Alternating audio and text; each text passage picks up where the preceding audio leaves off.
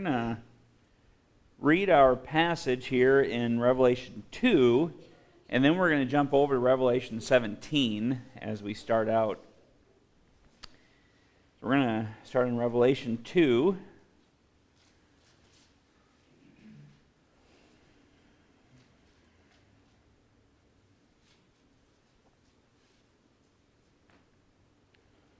And verse number 8. And to the angel of the church in Smyrna write, These things saith the first and the last, which was dead and is alive. I know thy works and tribulation and poverty, but thou art rich.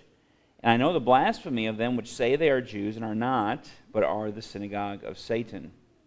Fear none of those things which thou shalt suffer. Behold, the devil shall cast some of you into prison, that ye may be tried, and ye shall have tribulation 10 days. But be thou faithful unto death, and I will give thee a crown of life. He that hath an ear, let him hear what the Spirit saith unto the churches. He that overcometh shall not be hurt of the second death. Father, would you help us as we study your word tonight and look at some of our history as the church? Pray that you'd help us understand it, help us to learn. And Lord, I pray that we would learn from what we're going to see is some bad examples. And I pray that you'd help us to not make the same mistakes that they made.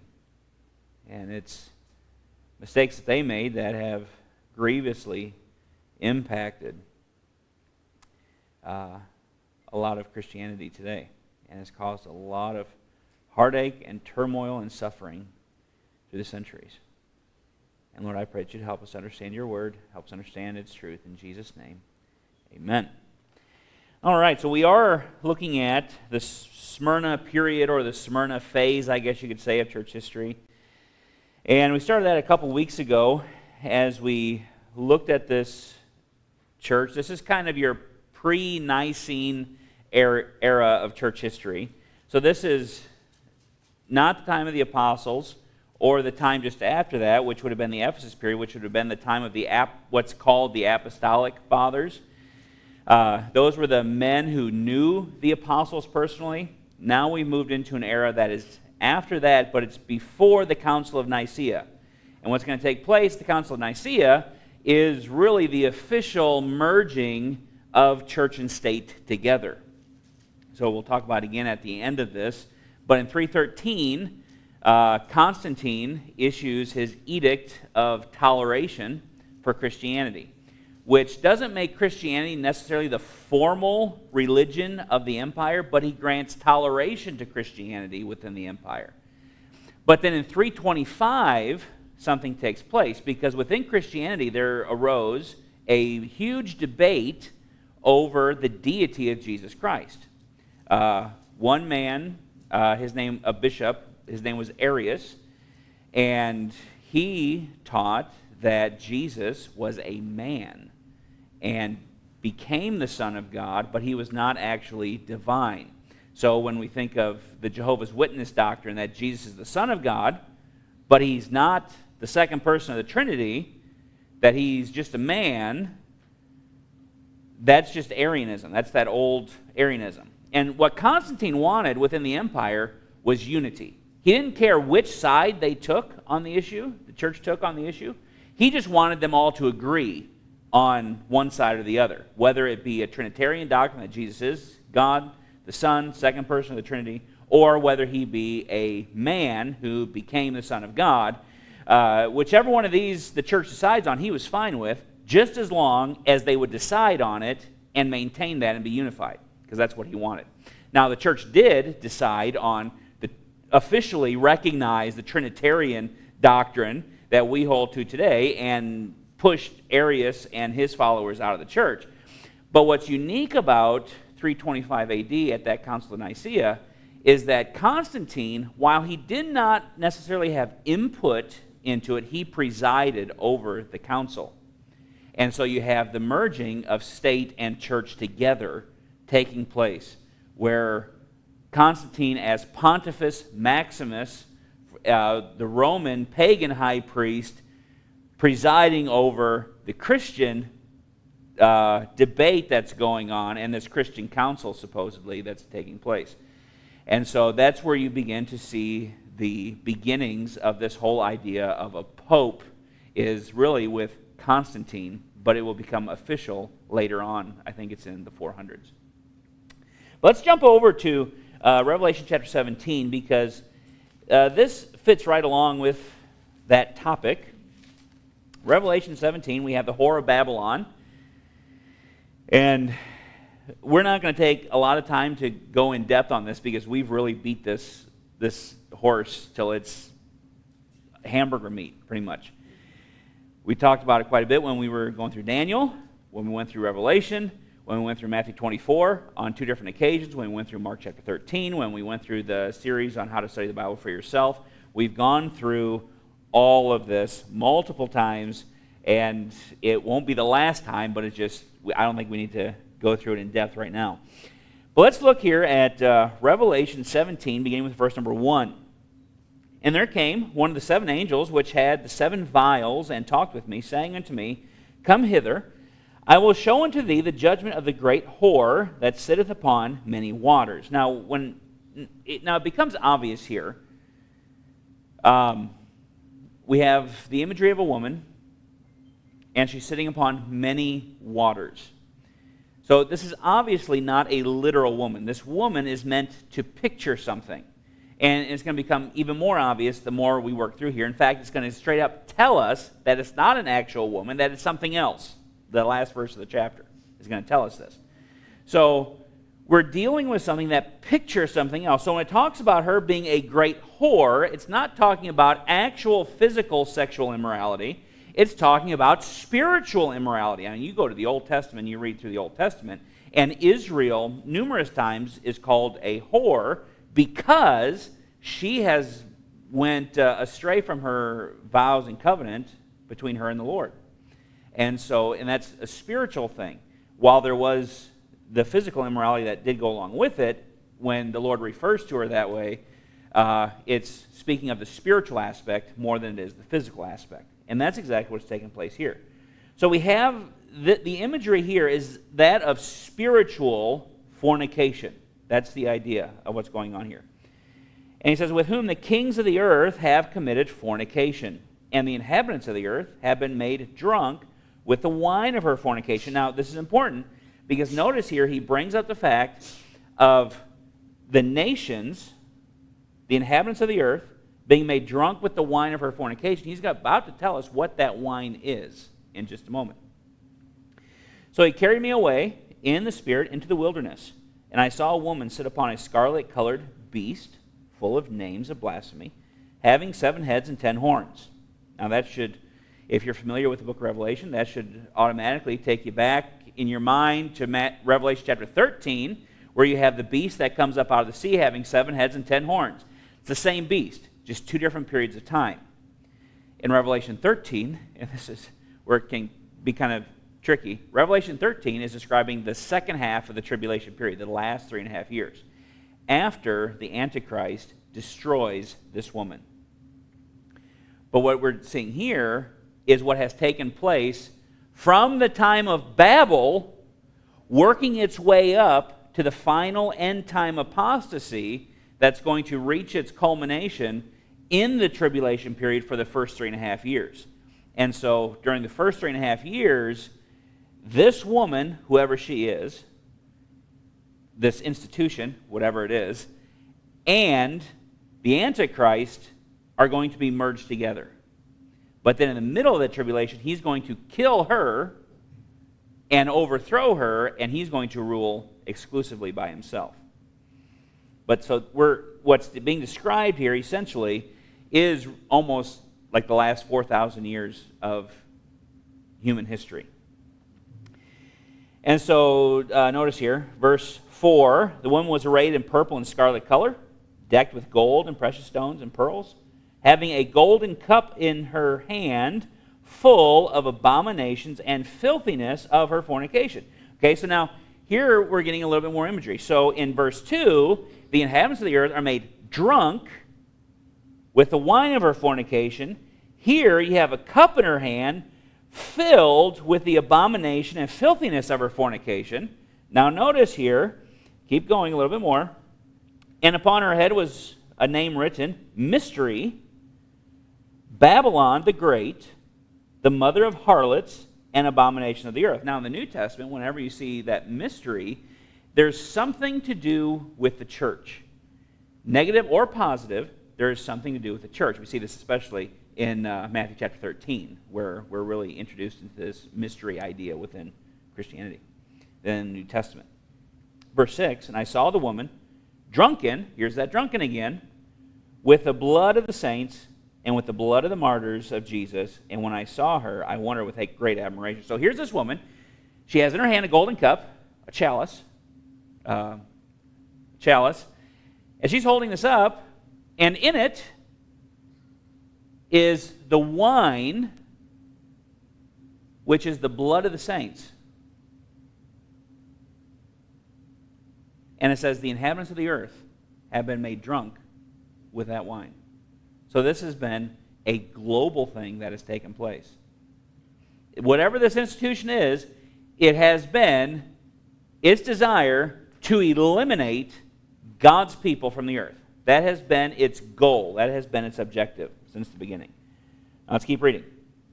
And the angel said unto me, Wherefore didst thou marvel? I will tell thee the mystery of the woman and of the beast that carrieth her, which hath the 7 heads and 10 horns. The beast that thou sawest was and is not, and shall ascend out of the bottomless pit. Okay, so that's talking about the Antichrist in the middle of the tribulation. That's what he's going to do. And shall go into perdition. So he's going to be destroyed at the end and be cast into hell. And they that dwell on the earth shall wonder, whose names were not written in the book of life from the foundation of the world, when they behold the beast that was and is not, and yet is. And here is the mind which hath wisdom. The 7 heads are 7 mountains on which the woman sitteth. Now, notice it says 7 mountains, not 7 hills. Okay? Now, I'll just go ahead and be upfront who I think this woman is. This is the Roman Catholic Church. In it, the culmination of it is the Roman Catholic Church. But, and some people want to say, well, see, there are 7 mountains, Rome's built on 7 hills. That's not what it says. These 7 mountains in the Bible, if it's not talking about a literal mountain, which this obviously is not, it's talking about kingdoms. That's what mountains represent in the Bible, is kingdoms, not hills. Okay? And one of the ways we know this is because in Daniel chapter 2, the vision of Nebuchadnezzar, and you see it numerous times throughout the Old Testament especially, but in Daniel chapter 2, Nebuchadnezzar's dream, he has this image, and then a rock, a stone is cut out of the mountain without hands. It dashes the feet of the image of that image in his dream, and it says it becomes a great mountain and fills all the earth. What is that? That's Messiah's kingdom, is what's being represented there. That Jesus is going to reign for 1,000 years till he's put all enemies under his feet, and the last enemy that will be destroyed is death. And so that's what's being pictured by that mountain. So what we have here is 7 mountains or 7 kingdoms that this woman has ridden upon over the centuries. We'll talk about that in just a moment, but let's just keep reading here. But just keep that in the back of your mind. And the beast that was and is not, verse 11, even he is the 8th, and is of the 7, and goeth into perdition. And the 10 horns which thou sawest are 10 kings which have received no kingdom as yet. So at the time John is writing this, there is going to be 10 kings that come, these 10 horns. They've not come yet. And still to this day, they have not come yet. They will come during the tribulation period. So we're not going to know who it is. Now, who is it? What is it exactly that's going on? Probably some sort of a European confederation that's going to take place.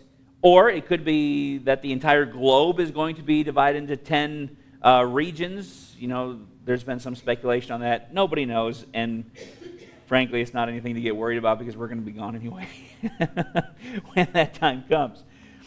Are there 10 kings which have received no kingdom as yet, but receive power as kings 1 hour with the beast, or for a short time is what that's referring to.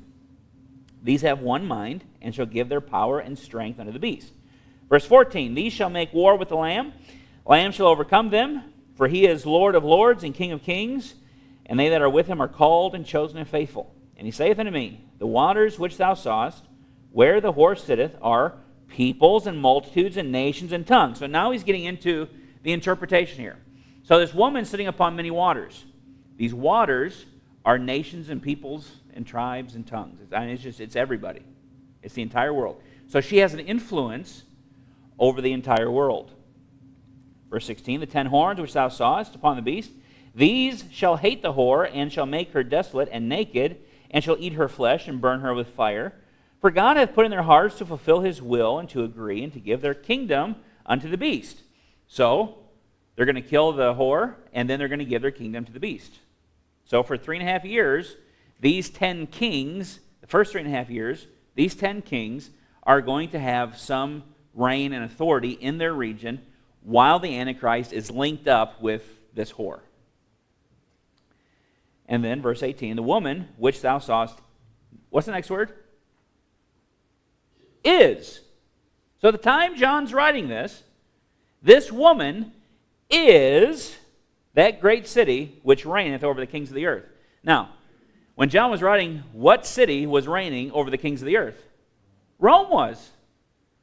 This woman cannot be anything other than Rome, at least at the time that John is writing this. Now let's go to our notes here. We're not going to go into chapter 18. Chapter 18 is Babylon as well. Same woman, same thing. Just one takes it from her. Chapter 17 is religious. Chapter 18 is political. We're not going to get into that right now. But notice here in your notes here, this red box, reddish box. So this is talking about the Roman Catholic institution. And notice here, she sits upon many waters, indicating that she rules many nations. The kings of the earth have committed fornication with her. So this is the marriage of church and state. What's taking place here? The nations made to drink of the wine of her fornication. So the nations have been stupefied or deceived by their alliance with her.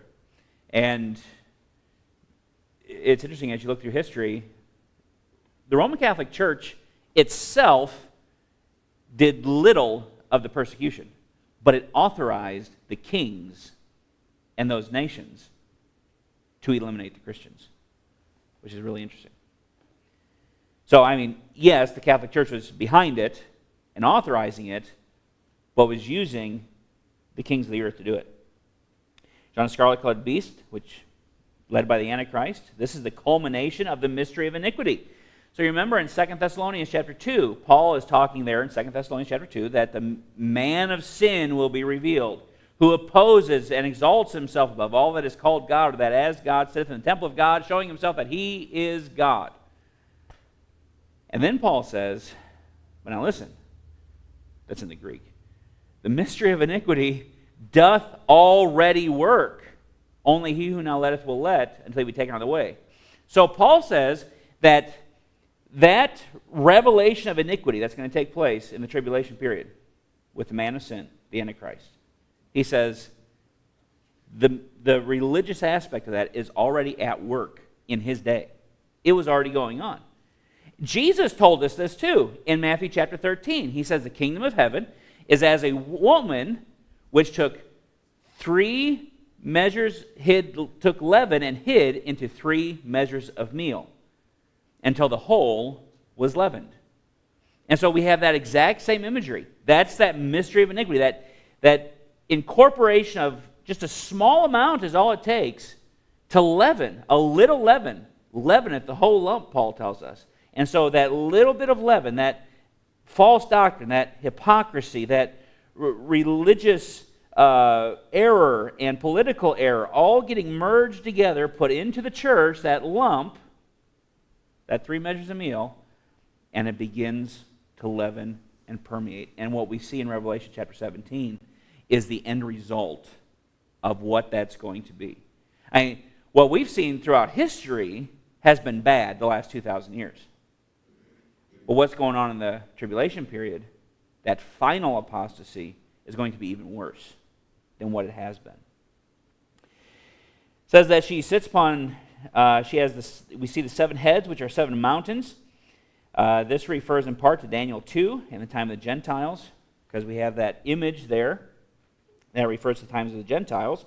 The head of gold, which is Babylon, the chest and arms of silver, which is Medo-Persia, the belly and thighs of brass, which is Greece, and then you have the 2 legs of iron, and then you have 2 feet with the 10 toes that are part clay and part of iron. So the 2 legs of iron are Rome phase 1. That's what John was writing about. And so he says in Revelation 17 here, that the whore, the woman that you saw, is the great city that reigneth over the kings of the earth. That's Rome 1. Then, he's also, it says that he is of the 7, but he's the 8th. That's going to be Rome 2, when he comes back, when the Antichrist finally comes, and establishes some sort of a new type of Roman Empire, and he's going to rule from Rome. Or he is ruling from Rome, just not necessarily as strong as he would like. And so that would be Rome 2. But now notice here, prior to this, you would also have Babel and Egypt. Because Babel and Babylon are the same place. Just one's Old Testament, one's the Hebrew and Aramaic rendering, and one is the Greek rendering. That's all the difference that it is. In fact, you even see it in the Old Testament. There's a couple times, especially when you get to like Jeremiah and the major prophets, they translate it as Babylon. But it's the exact same Hebrew word as you find in Genesis chapter 10 and 11, where it talks about Babel. It's the exact same Hebrew word, just one's a Greek rendering, one's an Aramaic and Hebrew rendering. So you have the exact same thing. So it's essentially the religious history of the world is from Babel to Babylon, is what's going on here. And that's what this woman represents. It has found its place seated in Rome, and it has stayed there. It's actually interesting that after the time of Daniel, there was a group of priests, and I forget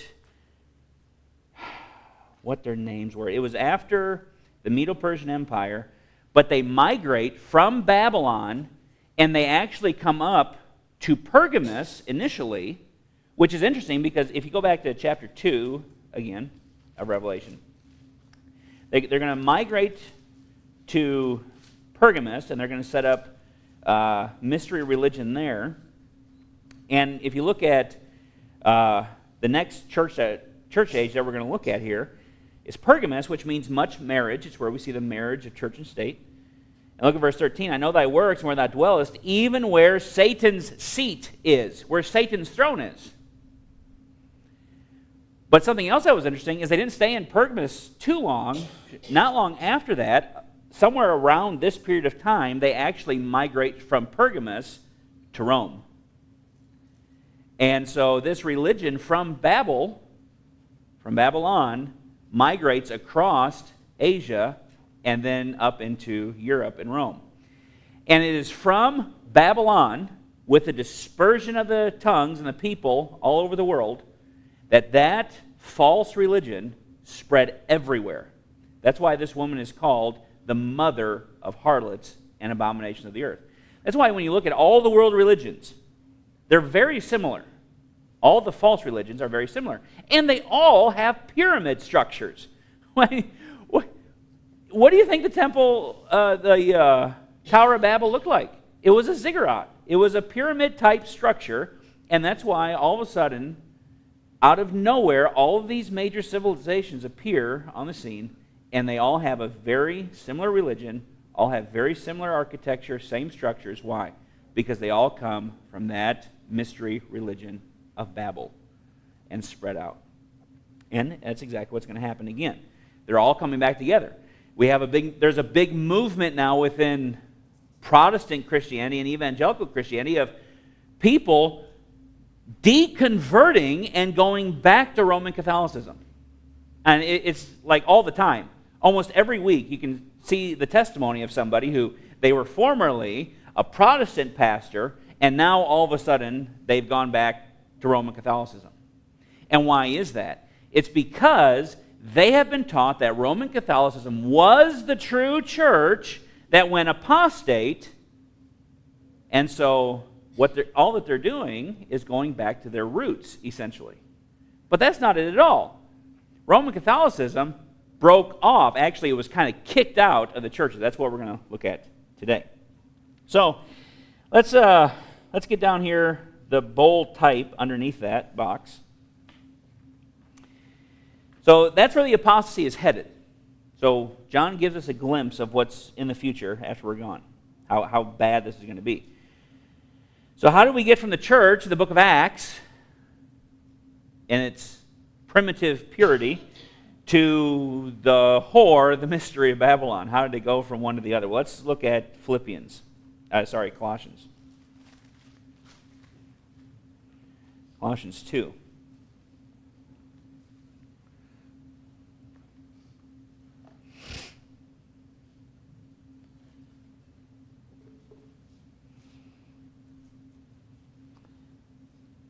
Colossians 2,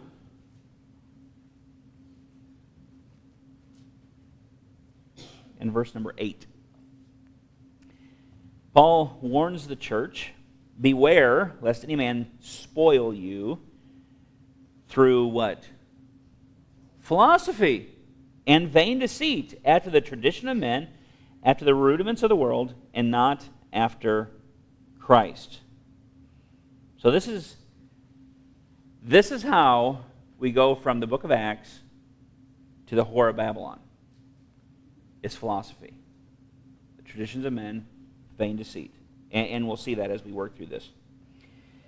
So notice here, we're going to kind of stick to this pretty close, so that way we get done. In the Smyrna period, we begin to see the divide taking place that leads to two lines of history. This will become clearer in Pergamos, but during this time, we begin to see more clearly the formation of another line of churches as the purity of the churches begins to erode. There are already some grave errors that are becoming deeply rooted within the church. So what's taking place is as the mass of, or I guess the majority of professing Christianity at this time, and we talked about it a little bit when we were talking about the Montanists, and they're at the end of the Ephesus period. As the majority of professing churches are beginning to move away from the truth, the faithful churches are eventually, because of the errors that are existing, they're going to declare non-fellowship with these churches. So they're going to push these guys out, and they're going to essentially become their own line of history. They're going to continue to proclaim themselves as being the church. They're going to call themselves the Catholic Church. Actually, that's what they're going to call themselves, is the Catholic Church. And they're going to continue to go along. Now, some within that are still somewhat evangelical, I guess you could say. They're still gospel preaching. And that's going to continue to some degree even until the time of the Reformation. It becomes very rare. They're very formalized, they're priests and stuff like that, but there are some within that institution that still believe salvation by grace through faith alone, although it was hidden within a lot of the extra stuff that was going on. And so if a person got saved, it was kind of on accident, but nonetheless they got saved. It's not until after the Reformation time that the Catholic Church really begins to organize itself structurally, and it becomes strictly works-based. And that's something that takes place at the time of the Reformation. But notice let's look at a couple of these errors here. One, Nicolaitanism. And this is, some of the pastors and large churches began to exercise authority over smaller churches and regions of churches. So this is the rise of the episcopacy. Now, there's nothing wrong with the idea of an episcopate. It's simply the Greek word, episkopos, is simply the Greek word for bishop. But the idea is they're developing a hierarchical structure. So you have the bishop and his church, and then you're going to have these other churches underneath that. And in these smaller churches in the region, the bishops are going to appoint the priests for these churches. And the priests are going to oversee these churches under the authority of the bishop. And that's what's going on. It's not just that they have bishops in the churches. It's just that they are developing a hierarchical structure. And this is the deeds of the Nicolaitans, that Jesus said that he hated the deeds and the doctrine of the Nicolaitans. Now, the most powerful of these bishops and the most powerful of these metropolitan churches, is what they became known as, was in Rome. And so that is going to become the key figure from this period of time on. The church in Rome is going to be looked to for a lot of advice and counsel, and they're going to have a lot of authority over many of the other churches. Then we have Catholicism. The metropolitan idea gained greater ground through the spread of the idea that the church is Catholic or universal. And this is an idea that became widespread, is that all these smaller churches are all linked together and we are one church. And therefore, there had to be a centralized leadership. And that's what Rome becomes. Now, baptismal regeneration is gaining in popularity at this time, but this would not become widespread until the next period of church history. So there are a lot of people taking this idea up, but it's not official church doctrine yet at this point. And then there's the idea of supersessionism. Supersessionism, or in lay terms, replacement theology. If we go back to Revelation for a moment, we see this. Now, go back to Revelation chapter 2, sorry. I put 3 there, but that should be 2. I apologize.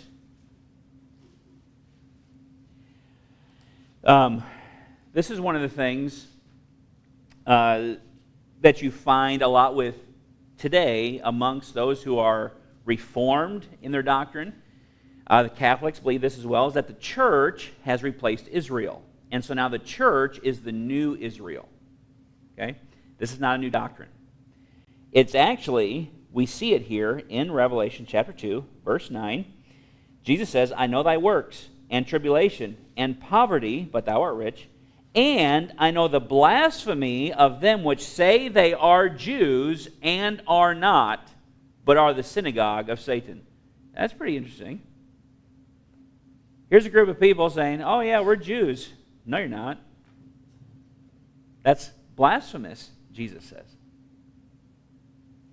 When the Bible talks about Israel, it doesn't mean the church. And the way that we know this is because it's spelled differently. The church is not Israel. Israel is not the church. They are two totally different groups of people. And so this will move these errors even farther toward Roman Catholicism because of its allegorical method of interpretation. Now, this is what we want to do, is kind of look at this idea of allegorical versus literal interpretation of the Bible. So the apostles, notice here, held to a literal interpretation of the Bible, or a literal hermeneutic. What that's called, the science of Bible interpretation, is called hermeneutics. And this included Bible prophecy. This was part of the faith once delivered to the saints. This was clearly seen in Antioch, in those churches that came from Antioch. You remember Paul was sent out of Antioch for his mission journeys. The early believers were called Christians first in Antioch. It was the mission center for church planting. And they established a school there that held to a literal method of interpretation. And they had what kind of came to be known as a catechetical school. But essentially what it was kind of like a seminary or a Bible college that was instituted there. And they held to a literal interpretation of the Bible. And so those churches and preachers that were associated with that believed in a literal interpretation of the Bible. So notice here, Irenaeus, who was from Asia, but the influence of Antioch was obviously there. This is what he says with regard to and this is really the general sentiment of how the churches understood the Bible. That what the understanding can daily make use of, he says, what it can easily know is that which lies before our eyes clearly and ambiguously and in express terms set forth, or literally, in the sacred scriptures. So he says, look, whatever it says, that's what it means. And it means no more than that. It's not that hard. And so they believed in a literal future kingdom. Now, Irenaeus is actually really interesting. I think I mentioned him several weeks ago. I went through his writings, and I got as much as I could of everything that I could find of his speaking of Bible prophecy. And it was really fascinating. I think I put together 14 or 20 pages, single-spaced, of quotes from him on Bible prophecy. And he believed in a literal millennial reign of Christ. He believed in any moment return of Christ. He believed in a literal 7-year tribulation period. He believed in a literal Antichrist that was going to come and rule during that period of time and was going to persecute people. And he was pretty well right down the line exactly where we're at. And you notice here, Flavius Justinus, or as he is commonly known as Justin Martyr, this is what he says in one of his debates with Trypho the Jew. He says, "But I and others who are right-minded," or orthodox, that's what the word orthodox means, right-minded, "who are right-minded Christians on all points, are assured that there will be a resurrection of the dead and 1,000 years in Jerusalem, which will then be built." Now remember, at the time that he's saying this, he lived 100 to 165. This time, there is no Jerusalem. There's just a plot of ground is all that there is there. There's no temple. There's no city. It's all underground. It's all leveled still at this time. But he says, there is going to be a resurrection of the dead. There is going to be 1,000 years in Jerusalem, which will then be built, adorned, and enlarged, as the prophets Ezekiel and Isaiah and others declare. So what we see within the church is orthodoxy. People say a lot about orthodoxy. And, well, you can't make premillennial return of Jesus Christ a standard of orthodoxy. Well, the early church certainly did. And if you didn't believe in a premillennial return of Jesus Christ, you were not considered to be orthodox. You were not in your right mind. Why? Because the way that we understand the Scriptures is we just look at what it says. What it clearly says is what it clearly means. That's how we interpret the Bible. We figure out what the words mean, and that's what the text means. We don't need to think that there's something more to it than that. Now, what turns a church from this understanding could be called the Alexandrian eclipse, because this is going to lead to the Dark Ages. Alexandria, Egypt, also had a school that rivaled the school in Antioch. Alexandria, they deny what Antioch stood for. Literal, physical kingdom of Christ on earth. They denied this. And this leads to a doctrine called amillennialism. This is where the doctrine of amillennialism begins to emerge at this period of time. This is the teaching that we are in the kingdom now. Actually, the idea of amillennialism is that there's not any type of a literal kingdom. Jesus Christ sent up to heaven.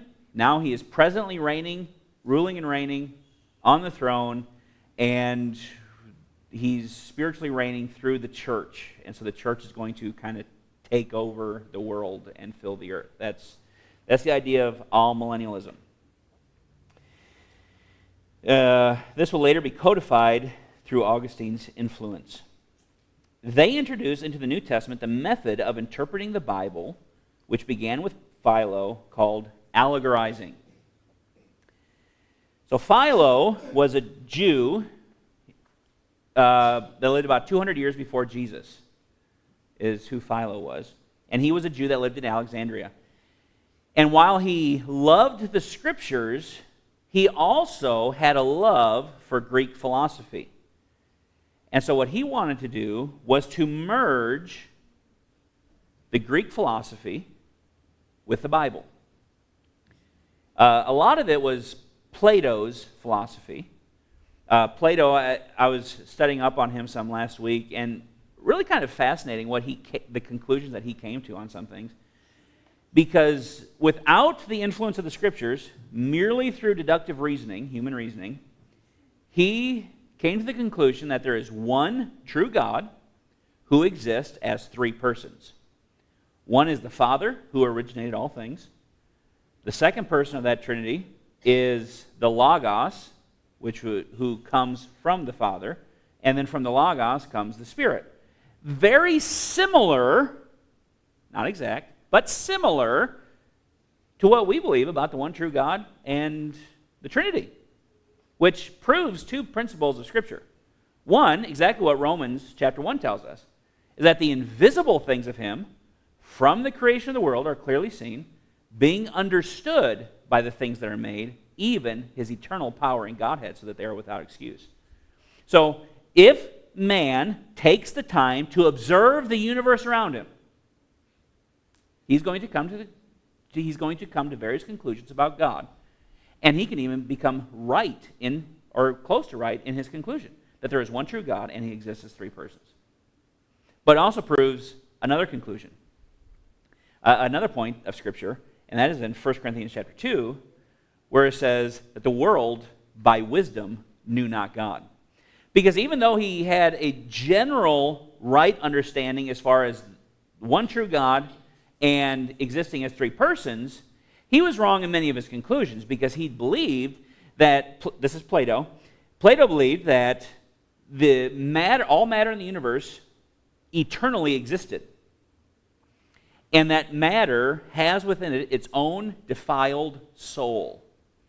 And so God, in His effort to bring about a creation, took that matter that was already defiled and corrupt, and from that developed all of creation with that. And that is why we have all the evil that we do in the world today. And so this begins a philosophy that physical matter is evil, but the spiritual is what is good. And so this is going to have the biggest influence here at this point. So Philo began to merge philosophy with the Bible, and where the Bible did not fit, he began to allegorize the Bible to make it seem as if that's what it were taught. So for instance, when we read Genesis, in Genesis chapter 2, and God plants the garden in Eden, there's 4 rivers that water the garden. There's the Pishon, the Gihon, the Hiddekel, and the Euphrates. Those are the 4 rivers. Now, that's not very interesting to study about. And so what Philo does is he says that those 4 rivers there in Genesis chapter 2, that's not really 4 rivers. What that's really talking about is the 4 parts of the human soul. Oh, now that causes the antennas to go up. That sounds a whole lot more interesting than learning about 4 rivers. But that's what he believed. That's one example. And so the churches began to adopt this method of interpretation in Alexandria, Egypt. This became the kind of the merging of philosophy with the Bible and this allegorical interpretation. And one of the fellows we're going to learn about here in just a moment is a fellow named Origen. Origen believed that there were 3, he believed in the body, soul, and spirit, the tripartite thing of man, and so the Bible has 3 levels of interpretation. There's what it actually says on the surface, then there's the social aspect of it, and then there's the spiritual interpretation. And the spiritual interpretation is the one that's to be preferred above the rest. So what it says on the surface, that's good, but that's not really that deep and that big a deal. What you really want is to get down there to that spiritual interpretation understanding. Let's look over here in the box. What's wrong with allegorization? Well, number 1 here, the text is not interpreted. The text is not interpreted. This is where we get into, when we talk about Bible study, there's 2 different types of Bible study. There's exegesis and eisegesis.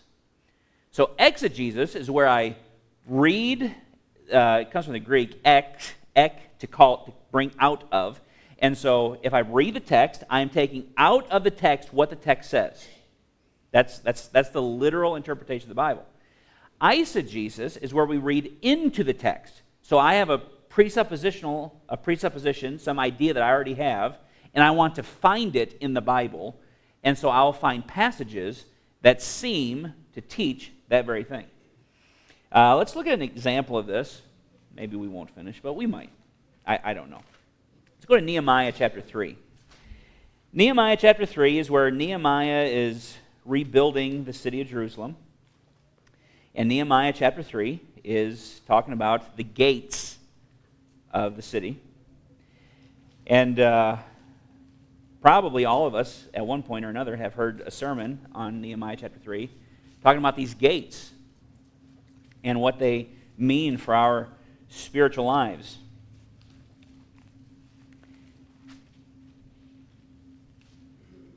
In Nehemiah chapter 3, he's building these gates, and I'm just going to go from the map that's in my Bible, if that's okay with you. It's for the sake of illustration. We're not doing an exposition of it. But as you look at the gates, there's different gates. There's the sheep gate, there's the fish gate, there's the old gate, there's the east gate, the horse gate, there's the dung gate, there's the fountain gate, there's the water gate. You know, that was a big thing back, was that back in the 80s, something like that, 70s, 80s? Not the same thing. But, and so here's what people will do with this. Oh, see, come to the sheep gate. And doesn't the Bible say that we're like sheep that have gone astray? And so this is talking about salvation, and we are sheep that come in by the door. And then after that, you have the fish gate. And what that's talking about is, that's talking about evangelism, because what did Jesus say? We're to be fishers of men. And the dung gate, what is that? Well, that means you got to get the junk out of your life. And then there's the horse gate, and that refers to the second coming of Jesus Christ, because when Jesus comes back, he's coming back on a white what? Horse. See? Or it could be that the sheep gate was the gate that you brought sheep into the city. Sheep aren't exactly clean. Probably don't want to bring sheep in the same gate you're bringing food in. Right? Or the dung gate. What is the dung gate? That's where you went through the city and you scooped up all the stuff in the ditches and that people put out, and you emptied their draft. And then you wheeled it out through the city. And you didn't want that stuff to come to the same gate that you're bringing fish into the city. Because what are you going to do with the fish? You're going to eat the fish. Imagine if you went to a restaurant and you had to go to the bathroom and you saw this door at the other end of the bathroom. It was like, well, that's kind of weird. What's that door for? And you're in the stall and you're sitting there, minding your own business, and you hear somebody open that door. And they begin to talk. Well, where does this product go? And where does that product go? And you find out, as you're sitting there, that this is the door from the alley where they unload the food that everybody eats. Exactly. Ew. See, this is why they had all these gates. Because you did certain things with certain gates. That way there's not cross-contamination. And you don't want to be entering and exiting the city through all this feces.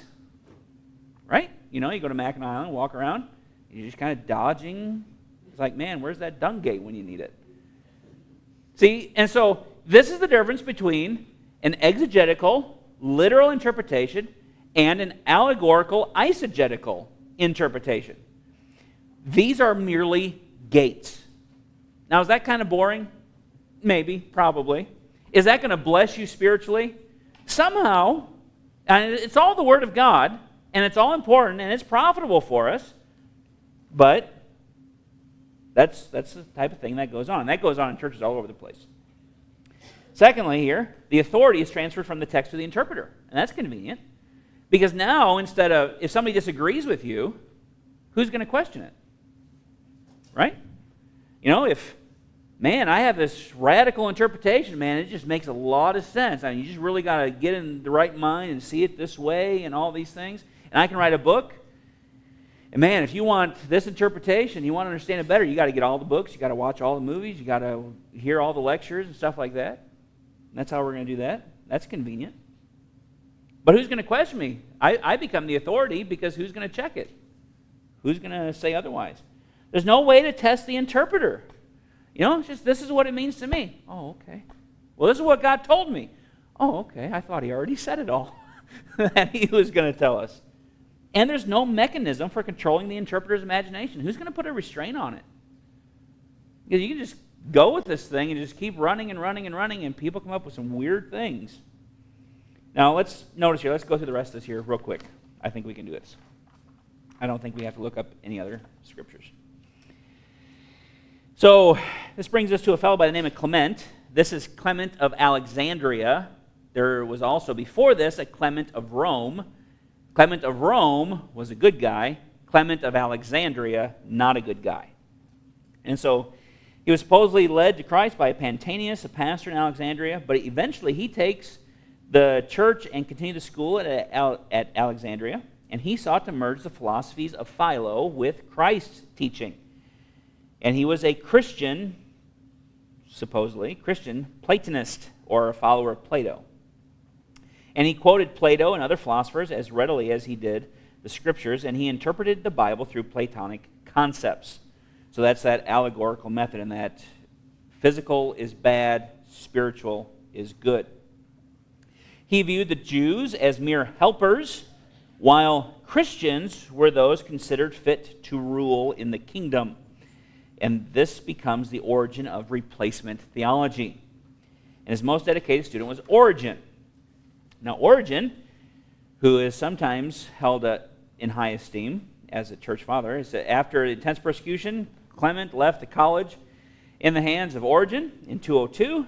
Origen quickly began his work of collating various texts of scriptures. Notice here, his Bible contained 6 different versions called the hexapla. So what he did is this is the Old Testament. He had 6 editions. The Hebrew, then he had 4 Greek translations, and he had his own Greek translation, which was the 5th column, which he believed to be the most accurate. And what conveniently took place is this became known as the Septuagint, the LXX, or that's Greek for 70, and it's represented today by Codex Vaticanus and Codex Sinaiticus. In his New Testament, he made many changes, which are called conjectural emendations, meaning as he went through the New Testament, he just kind of said, well, that doesn't make sense, or it would be better if it said this, and so he just made those changes and alterations to the New Testament. And this became a great influence in the Alexandrian text errors that underlie many new translations of the Bible today. So the critical text that exists today, which every modern translation since the King James Bible is based on, has the influence of Origen in it. So he continued the Alexandrian tradition of interpreting the Bible in harmony with Greek philosophy. Alexandria was also a stronghold for Gnosticism, and the Gnostics held to dualism, which, again, the physical is bad, the spiritual is good. And so they denied that Christ came in the flesh. So when John writes about, if any man deny that Jesus Christ came in the flesh, he is an antichrist. He's not of God. In Acts chapter 17, when Paul is there on Mars Hill, and he's talking to the people about the unknown God, and he speaks of the resurrection, that God raised him from the dead, they begin to mock at that point, once they hear about the resurrection of the dead. Why is that? It's because of the Greek philosophy, this idea of dualism, that the physical is bad, the spiritual is good, and so they denied the idea of resurrection, of a literal physical resurrection. Now, some of Origen's heresies, he believed in baptismal regeneration. This included infants, since they are born with original sin, and baptism washes away sin, then we should have them baptized as soon as possible. He denied the inspiration of the book of Revelation, and in obedience to Mark 9:43, where Jesus talks about cutting off members of your body, he castrated himself.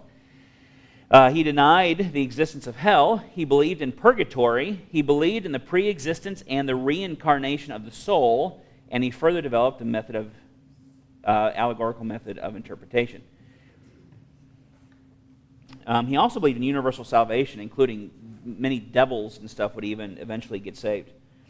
Origen was excommunicated from the church in Alexandria because in their apostasy they still thought he was too extreme. After this, he and the library moved to Caesarea in the 3rd century. At his death, he left the college and library to his best pupil, Pamphilus, and then where we started at the beginning in 313, Constantine's Edict of Milan grants religious toleration to Christianity, which brings an end to the time of widespread persecution by the pagans. So those 10 waves of persecution come to an end with Constantine's edict here. But at this point, we have the mixture for Catholicism. You have the mixture of pagan philosophy with Christianity, commentaries of the Scripture written with this philosophy, corrupted manuscripts which support those beliefs, and a school to be trained in. So, I mean, you have the perfect storm developing here. And then when we get here in a couple weeks into the next phase of church history of Pergamus, we're going to see the development of Roman Catholicism in its full and the errors that come from that. That last section, I'll let you read that on your own.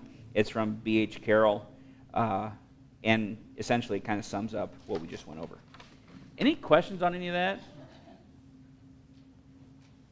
Okay, did everybody get their blanks filled in? Okay, good.